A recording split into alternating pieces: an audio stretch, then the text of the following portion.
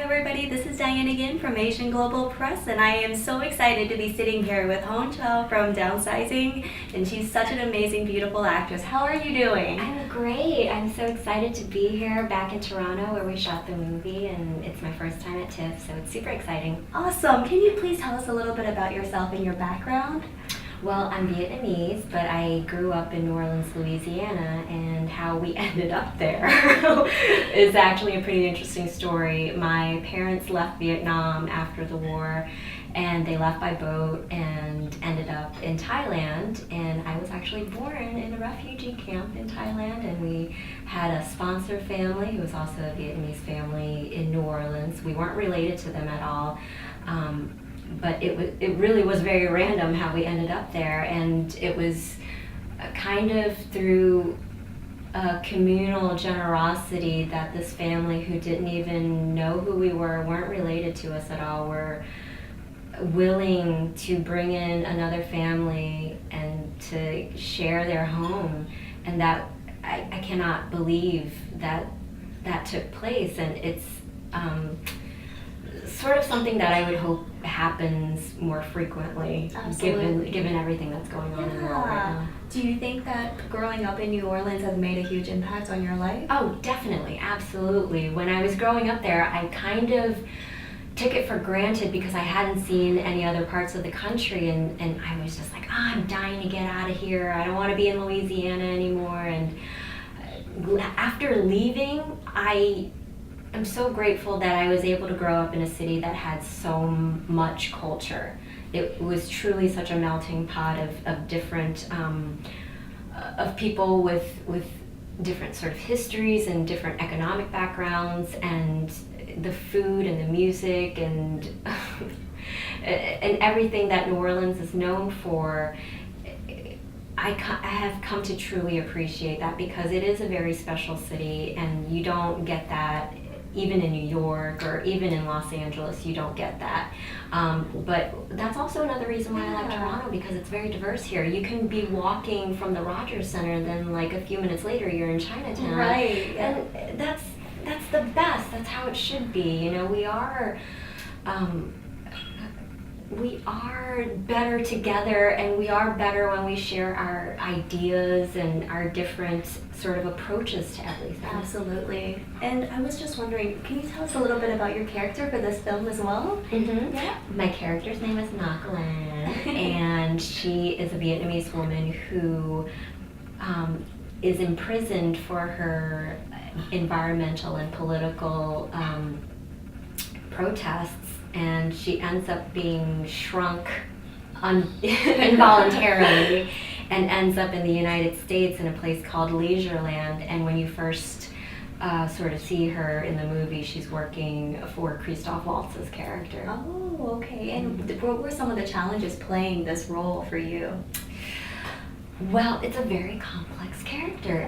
She's very layered. She's got a lot going on, and the challenge really was to make sure that I was doing a good job of bringing that out so that the audience could see her in her entirety, right. To see like her soul, and to see all of her emotional intelligence and her inner life. And you don't always get that in big Hollywood movies, because usually it's about a car chase, or about something exploding, or going to another planet or something like that.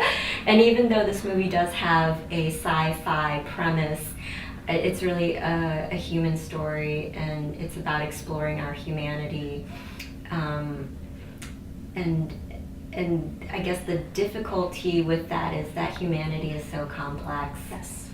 And how do you talk about that? How do you act that? How do you perform that? Because it's easy to play somebody with an eye patch, of course, yes. and a funny mustache, right. and those things. It's like, okay, it's interesting or it's funny for like 2 seconds, but that's not enough to sustain a 2-hour movie, right. For me, at least as an audience member.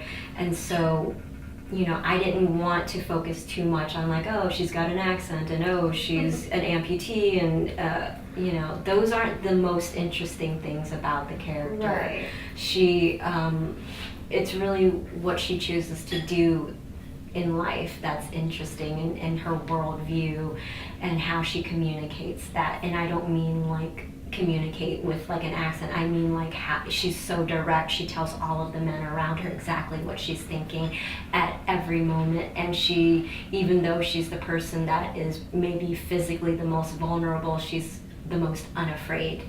Yes, I love it. Yeah. That's so interesting. And also, did you have to prepare to get into this role as well? Because you play an amputee in the movie as well. Yeah, I did. I actually worked with an amputee consultant here in Toronto. She's a Toronto resident, and she was also an amputee, a below-the-knee amputee on her left leg. And she had been an amputee for about 5 years, which is roughly the same amount of time as my character. And I actually went to the rehabilitation center here in Toronto where she did her rehabilitation, and I was able to